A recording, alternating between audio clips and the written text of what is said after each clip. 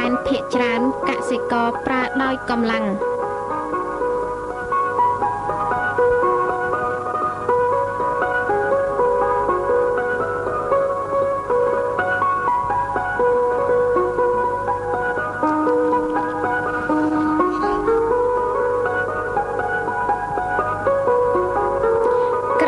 បោករួចហើយត្រូវរោយសម្អាតឲ្យបានស្អាតល្អ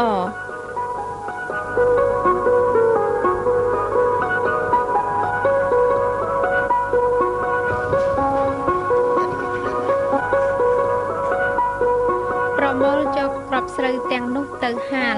ដើម្បីឲ្យសំណើមនៅទាបបំផុតប្រហែល 13% ត្រូវហាលរយៈពេល 2 ទៅ 3 ថ្ងៃទើបស្ងួតល្អបើពុំស្ងួតល្អទេនោះវាបណ្ដាលឲ្យប្រេះគ្រាប់ឬអាចបណ្ដាលឲ្យកើតឡើងនៅជំងឺបាក់តេរីនផ្សេងៗ